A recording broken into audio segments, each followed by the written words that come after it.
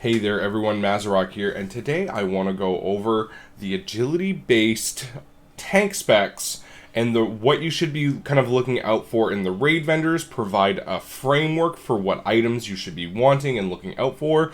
There's quite a few options for each different tank, so I am going to be going over them individually. I'm going to talk about what trinkets or weapons I think may be traps, trinkets and weapons I think are very, very good. Before we get started, please like, comment, subscribe. It goes such a long way to helping out the channel. As of this, I think we're like 19 subs away from 2,600, which was crazy because last week we were like 6 days ago, we were like 2 subs away from 2,500. Thank you everybody so much for the support. Let's keep that going. There's a key review link down below if you want your key coached. As well, there is a Patreon link down below if you'd like to support the channel directly. If you'd like any weak auras or any LVI profiles that you see on screen, they can all be gotten for free in my Discord down below, as well as a Twitch link if you want to see me streaming like 5 days a week now. Woo! Alright, so let's start with the Nathria vendor, which I think has the biggest trap of a trinket. I covered this on my strength-based tanks, but Sanguine Vintage at 278, a blood scale absorbs like almost 60k. This only absorbs 43 at 285, which means in the higher key that you go, and it doesn't even need to be 20 plus, at 15, you're never going to get the heal off this. Blood scale is just going to be better mathematically. You're going to get more absorb out of it at 278. And it actually deals damage versus the vintage that doesn't. So I think this is going to be a little bit of a trap trinket.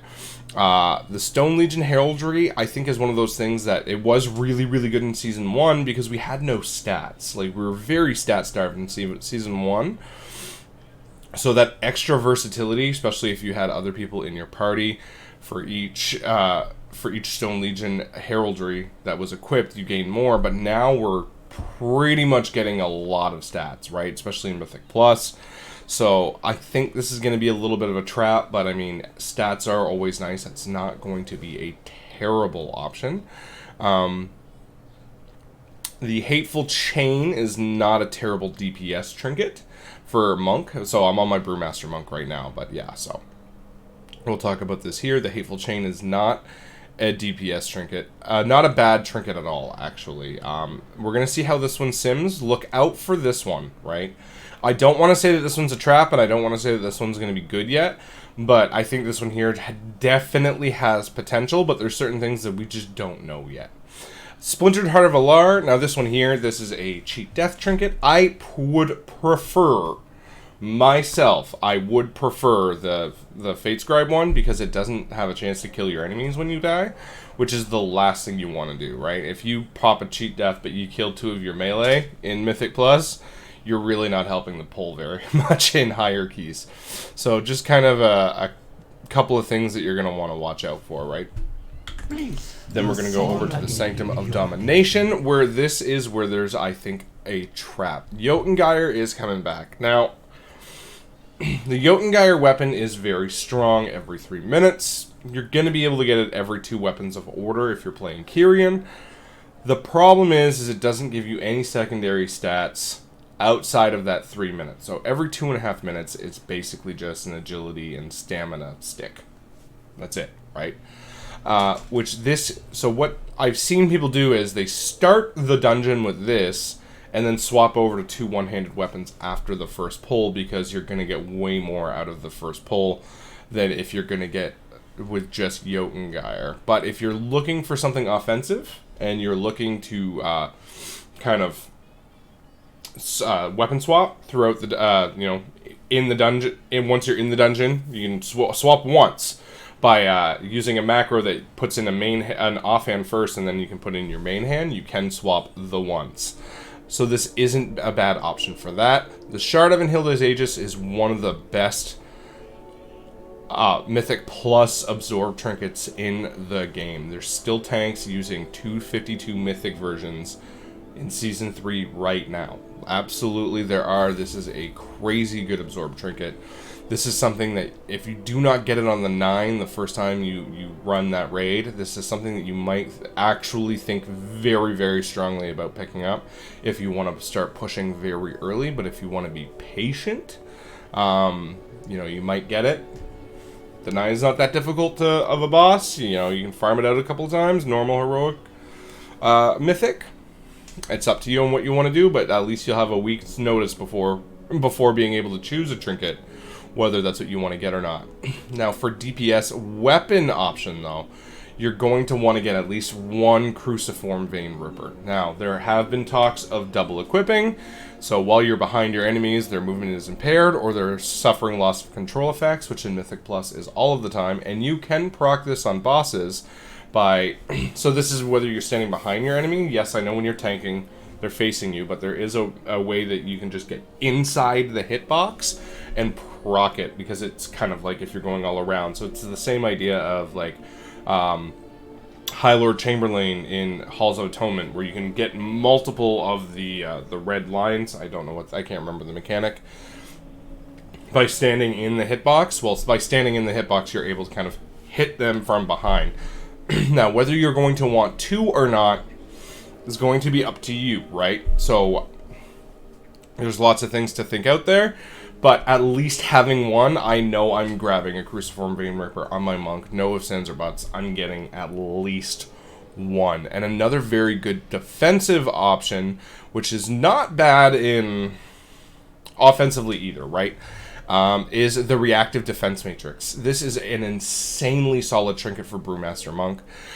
So taking damage is a chance to trigger your Reactive Defense Matrix, which reflects the next, so at item level 272, 12,362 damage back at your attacker. Reactive Defense Matrix triggers automatically when you drop below 20% health and can occur more than once every 30 seconds. Now, where this is really good is Stagger can trigger this. This is why it's really, really good on Monk.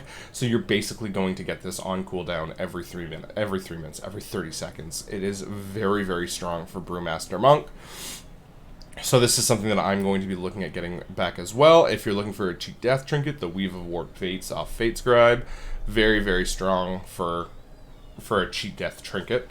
And then we go over to the Sepulcher of the First Ones, which if you're looking at rating, First Sigil is very, very strong, but I'm not a huge fan of this in Mythic Plus. I'm not, and aside from that, there's really not a whole lot from Sepulcher, aside from the Cache of Acquired Treasures. This is a very, very strong offensive trinket, which if you're looking to add more punch to your Brewmaster, this is definitely an easy way which you can do that. I'm torn because there's a lot of good options on Brewmaster for kind of good trinkets, especially with everything kind of like Reactive Defense Matrix, Shard of Healer's Aegis, Cache of Acquired Treasures, Weave of Warped Fates. There's a lot of very, very good options here. I would probably stay away from LG of the Eternals. You're going to be getting plenty of secondary stats from the extra gear, from as well the Dreadlords, the mechanic, the bounties, so you're going to be able to choose what you want, which you're probably going to pick versatility, but you might pick quick, but you're going to be getting a lot of. So I'd probably stay away from Elegy of the Eternals and go with something that's going to help you out there. So that is Brewmaster Monk. Those are kind of my top picks and kind of what I think are going to be traps, but you're going to absolutely want a Cruciform Vein Ripper. If you're not running Jotungai, if you want to run Jotungai, you can, but I just don't think it's going to perform anywhere near as much as Cruciform. And then lastly, you're going to, I think if you defensively, you're going to want a Reactive Defense Matrix and probably a Shard of Healer's Aegis, because this thing allows you to do pulls in Mythic Plus that are just absolutely crazy. Let's swap over to Demon Hunter. Alright, Demon Hunter. So Demon Hunter is going to fall under a lot of the same things as Brewmaster Monk. To be 100% honest with you, for Castle Nathria, pretty much all the same things that I just said for Brewmaster applies. You're going to absolutely be wanting a Cruciform Vein Ripper on your Brewmaster. Whether you're going to want to double up is up to you. Because again, there's no stats on this, but you are getting plenty of stats, but you are going to at least get one. The reactive defense matrix I don't find is as good on Vengeance, but the Shard of Untitled Aegis is definitely very high on my priority list for something that I want to get. The Tormented Rack Fragment I really don't see being very good, but definitely not terrible. For Mog purposes, I really like like that Warglaive and its haste verse. Up to you, but there are definitely some other good options. Then we go over to the Sepulchre of the first ones. The Cache of Acquired Treasures is definitely a very good way for you to up your DPS. So if you want to run the Shard of Untitled Aegis shield or whatever, and the Cache of Acquired Treasures with a Cruciform Vein Ripper, those are 3 very solid options for Demon Hunters. And of course, everything I just said about Brewmaster, about the Weave of War Fates and the Splintered Heart of Alar, apply there as well. If you want to cheat death, very good options for you there. But I'm not going to dwell on this much longer because they are 2 very similar classes with how they kind of play. Then we're going to go move over to the monk, the Guardian Druid here. Now, unfortunately, Guardian Druid I think is going to be fairly weak in Season 4. I am going to put out a tier list. We are Monday the 18th as me putting this out. I expect the tier list for Season 4 out on the 20th. It is pretty much just me speculating a little bit, I'll admit, but it's, you know, it's obviously educated knowledge from playing all 6 tanks, what's happening in Season 4, what the changes are occurring, and of course research from a lot of theory crafters and stuff. I've been digging deep into what some of the high-end tanks are thinking, what everything's going on, so we'll talk about that. So, Bear, man, we were starved of good tank trinkets in Nathria. We really were. I would kind of not focus on anything here for Bear. For Sanctum, we started getting some good stuff. The Shard of Untitled Aegis, I think, is going to be an absolute must for Bear. I really do. I don't even think it's optional. I think you're going to have to take it. But in any key pushing or whatever at all, because Bear is very paper on outside of Incarn, and this kind of sucks to not have. So every minute and a half you can really pull a little bit safer and a little bit better and be more defensive. Jotengeier is going to add on to the 3-minute Incarn, so this you can really go for broke on Incarn every 3 minutes. Use Jotengeier, use Ravenous Frenzy, Incarn, and just be an absolute monster every 3 minutes. This is not a bad option for Bear if you're really leaning into Incarn and pulling around Incarn, but you very specifically have to be pulling around the 3-minute cooldown and not blowing it on a small pack or whatever, but really double, triple, quadruple pulling with Incarn and knowing that you have the DPS behind you to really, you know, get away with it. Lastly, the Weave of Warp Fates is something I would look very strongly at getting. Where is it here? I lost it. The Weave of Warp Fates trinket, the oh my goodness, I did lose it right here. Cheat Death Trinket is something that you'd be looking for on Bear as well. Really not a bad option at all. If you're looking for DPS or, you know, other trinkets like that, First Sigil is also fairly strong for Bear. Just that big versatility boost every 5 minutes. Now, again, it's a 5-minute cooldown. I've never been a fan of that in Mythic Plus. But if you're already more slowly pulling or pulling around certain mobs and certain pulls, and you're using Jotengeier efficiently, adding First Sigil to that can be a really big boost of power. This is pretty much the only tank I'd even really consider bringing First Sigil in Mythic Plus in, just because there's not a whole lot of super great options for you to do that. But another DPS boost, if you're looking for something that is a little bit more consistent, is the Cache of Acquired Treasures. Now this, I think, is going to be one of your strongest DPS options for Bear, and something that I am personally going to be grabbing up very quickly. I think this is probably going to be my first option, because Bear's single target is kind of not great, and this is definitely a way to add AoE and single target to your kit. So those are my options for Bear, Demon Hunter, and Brewmaster. Hopefully I helped. Basic rundown by the end of this: Shardov and Hilda's Aegis, very strong for every single tank.